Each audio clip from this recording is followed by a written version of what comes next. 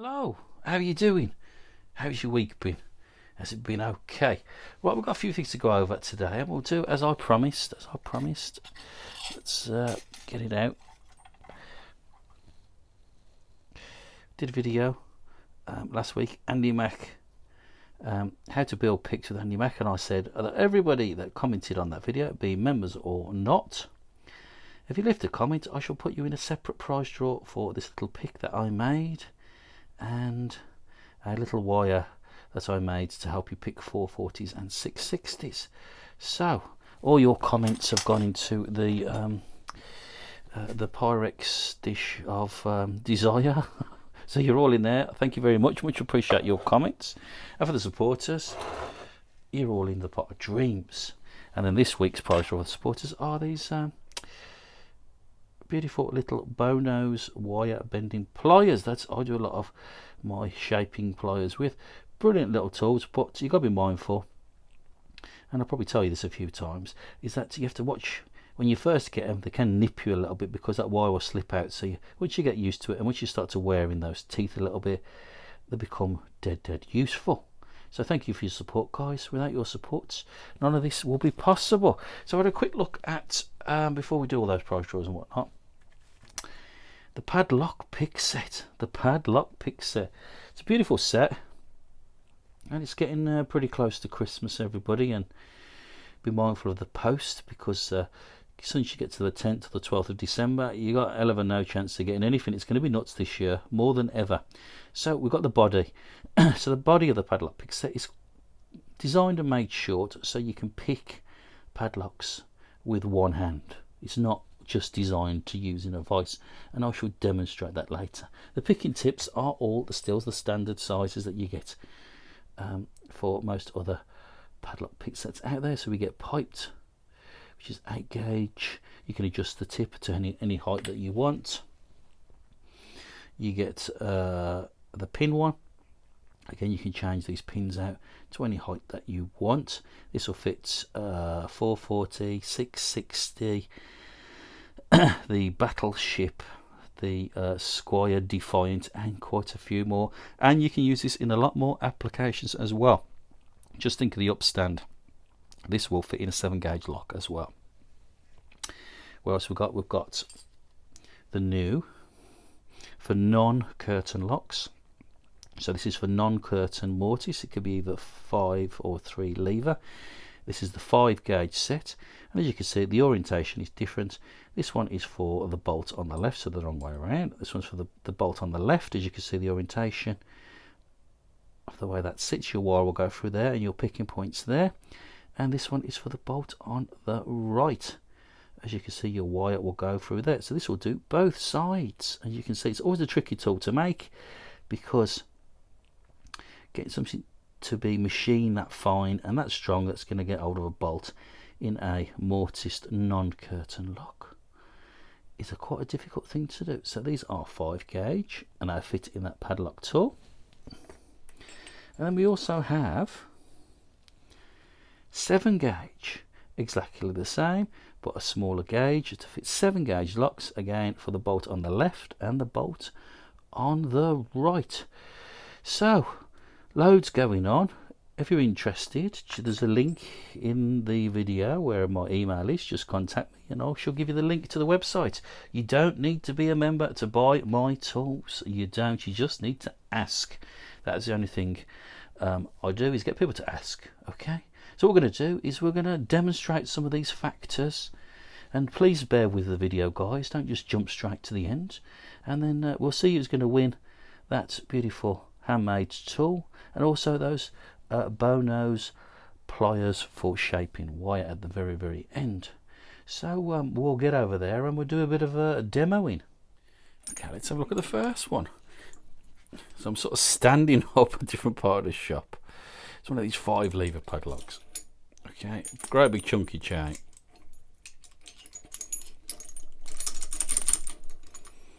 It's bitten of the key. Now with this tool, I mean, we're not in the vice this time, so if you spin it all the way around, you can see there, you can adjust the position where you want this bar, so you can make it more comfortable for yourself. And all I've got to do is push on my finger at this position and hold it like that, and I should be able to get through it, no problem at all. Let's go for a medium-ish sort of wire. We're going to drop him in there, spin him all the way around, lean my finger in this position, hold the lock like that. I just slowly try and go backwards and forwards. It's more difficult to try and show you. Just give him a little nibble up, a bit more movement there.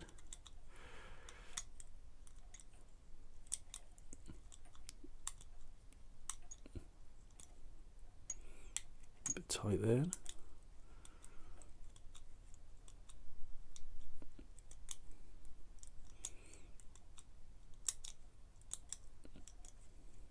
One, two, three, four, bit movement there. One, there you go. So it is all extremely possible. We'll get all my bits and bobs out to do it with one hand. So this tool is designed that way, so you can get hold of it and adjust it and use your fingers to get through it, so you don't have to use it in a vise. So it's a dead handy tool, especially with all the different tips. So we'll have a little go. We'll put something else in, and we'll have a look at another lock. From locks like this, they're dead common. A bit of a pain in the arse. You can get master keys, of course you can. But what have you not got with you? What have you, for whatever reason, you've not brought them with you that day, and you got one of these in your bag? Just get your wire, log them all the way around there. One hand. So adjust it out. Now I've got my arms stretched out here and I'm standing up. I have this normally right close into you, but we'll have a little. Loads of room in here. Dead easy lock to pick, really. There's one. There you go. That little wire out.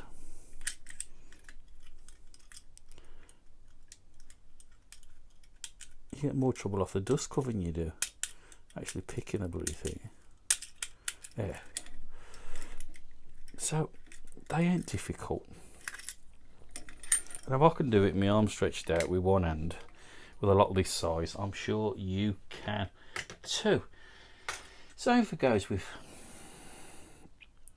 if they're pin locks, you can change this out. You can put a longer pin or short pin, whatever you need to do. And we'll have a look at a few other applications. So it is possible to do with one hand, standing up on a chain. It doesn't have to be in a vise. I just wanted to prove it to you. It is possible. Okay, what else you can do with it? We could use these non-curtain tips for non-curtain mortise locks. Now these will do Yales, Unions, quite a few others. You can adjust the tips down to any height you want, but the blade is the perfect, upstand is the perfect width for what you're going to need to use it for. And there's your little picking point there. So Union, the common internal lock. We'll drop him in. You get a free wire with every one. You can cut that wire down to any size you want. Once you've got the wire and it's made, you can cut it down to any size you want. You can see you've got hold of that bolt. We've got loads of room in there. And we're just going to go through, put a bit of pressure on. This is sort of great practice for people that haven't done much with mortise and they want to get in there. So you've got a padlock pick set and just change the tips. Now you've got mortise. You can do both. Bolt on the left, and if you wanted to turn it around, it was in the orientation this way around. It's a lot more tricky picking on the right, but you need to practice. You need to practice that. So we'll get this in the vise. And all we've got to do, change that tip out, because that orientation there is designed for the left. So now we want that the opposite way around. So we take him out, drop him on the table. Now your picking point now is for the bolt on the right. You follow the same side as the bolt. It's dead easy to remember. Again, we lock him in there, turn him up, we're ready to go. Get him in there, get your wire, have a little rummage around. So remember your bolt now, there we go. All your bolt and your mechanism now is at the front. Before, when the bolt was on the actual left, it was at the back. So you've got to remember to pull your upstand towards yourself, and your wire is going to go beyond that, and pick the levers which are actually towards the back of the case. That's the thing to remember. So we're going to lightest tension. You can adjust this bar to make it comfortable. We're just going to have a little nibble. Little movement there. Little nibble backwards and forwards. Little movement again.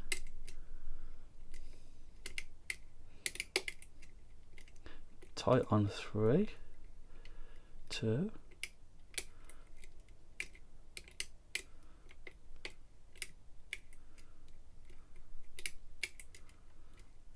Slowly backwards and forwards.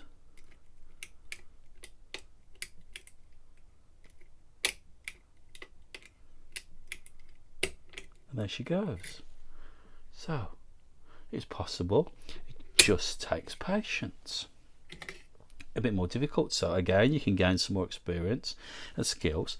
Now, not only do you get 5 gauge, which is this sort of size of lock, but you can also get, and I'll show you, something a little bit different. Now, this is a 7 gauge. Okay, this is a 5 lever curtain Mortise lock. Now these little tricky buggers, I'll show you. I'll just go and get an upstand so we can turn it around. Let's have a look. Or a curtain pick. Curtain pick on this one. It's 5 gauge. Well, you don't want to do that. This is one of these sort of locks where the actual, it's got a curtain, but the key will bind the actual bolt mechanism, not the curtain. The curtain is just there to restrict you. It's a little bit of a bitch to pick, but if you fancied to try and have your little go at one of those, what you need to do is get a 7 gauge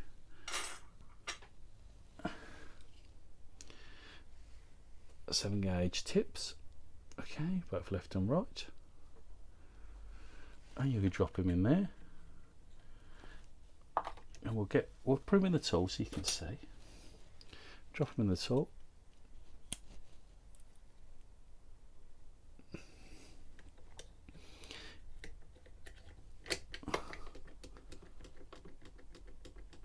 Now you got hold of that bolt, you can pick that lock. These tips are about 45 mils long. They're just the standard height that you get on most curtain pick set. The only difference with this set, the body's shorter, that's it. You don't lose nothing going into the lock, you just lose it going from it out. But it's designed so you can do it with one hand, as you saw me pick those padlocks. That's why it's shorter. If it's too long, you'd never be able to control it, so it needed to be shorter. So you could use it with one hand, you can use it with 2 hands, you can use it in pin padlocks, you can use it in piped padlocks, you can use it in non-curtain locks, and you can also use it in some curtain locks as well, both in 5 and 7 gauge. So we've got a lot going on for us with this set. It is a beautiful set. I can't tell you that how much, guys, that this set is an absolute spanking set. I tell you, it is so much choice. And remember, it ain't going to be Christmas not that long, only a few more weeks, so we're going to run out of postage day. So if you're thinking about a Christmas present for yourself or somebody else, I've got quite a few available, so let me know. Right, let's get over to do that prize draw as I promised. Okay, supporters, thank you very much for all your support. Can't thank you enough for all your feedback, support, comments.